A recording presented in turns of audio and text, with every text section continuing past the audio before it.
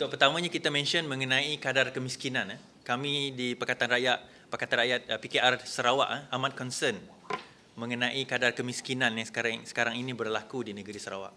Benda ini tidak begitu ditekankan oleh pihak media di Semenanjung mengenai kadar kemiskinan yang berlaku di Sarawak. Rasanya kalau di media di Semenanjung ini banyak tekankan kepada kadar kemiskinan di negeri Kelantan. Tapi kalau kita tengok statistik IKASIH tahun 2012, statistik 2012, kita 2013 kita belum mendapat lagi yang terkini. Tapi 2012 kalau kita tengok daripada segi jumlah kadar kemiskinan mengikut peratusan miskin dan miskin tegar di Malaysia, tempat pertama Sabah, tempat kedua Kelantan dan tempat ketiga adalah negeri Sarawak. Itu daripada segi peratusan.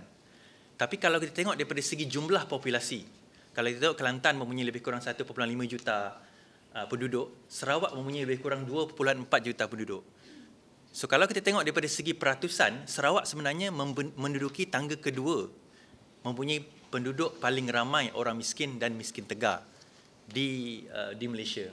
Kalau kita tengok miskin dan miskin tegar di Sabah adalah 9%, di Kelantan dan Sarawak adalah 3%. Bila kita kata 3% ada jumlah yang kecil. Tapi kalau kita tengok daripada segi jumlah populasi 2.4 juta, itu adalah 66,720 orang yang miskin dan miskin tegar. Kenapa saya tekankan di sini mengenai miskin dan miskin tegar? Sebab apa? Selangor boleh bangga bahawa mereka mempunyai reserve tunai 3 bilion. Sarawak mempunyai reserve tunai 22 bilion.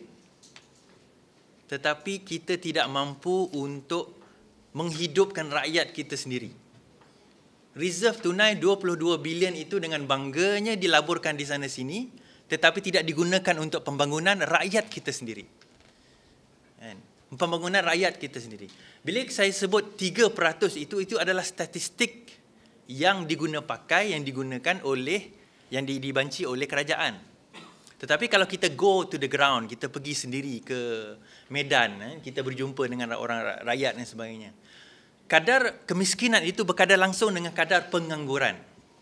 Saya pernah bertanya dan saya mungkin boleh dapat klarifikasi.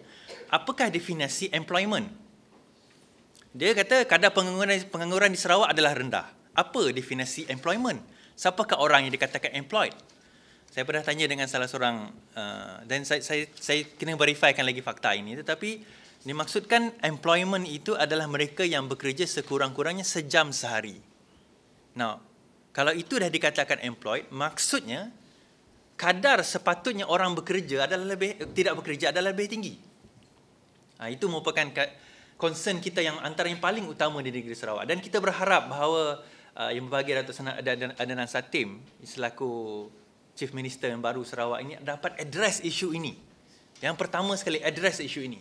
Jangan jadikan alasan Sarawak itu terlalu besar, terlalu luas, susah nak pergi ke kawasan-kawasan pedalaman. Kami sendiri dah pergi ke kawasan-kawasan pedalaman, kawasan-kawasan yang macam Baram, Murum dan sebagainya. Nak sampai ke tempat itu naik 4-wheel drive pun 3-4 jam. Sebab jalan balak. Naik boat. Kita kena naik nak pengangkut. Kalau kita tengok baru-baru ni pengangkutan, memang banyak isu accident dan sebagainya. Itu yang pertama, kemiskinan yang kita nak emphasize kat sini.